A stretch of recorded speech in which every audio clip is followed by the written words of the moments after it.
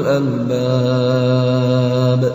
ربنا لا تزغ قلوبنا بعد إذ هديتنا وهب لنا من لدنك رحمة إنك أنت الوهاب ربنا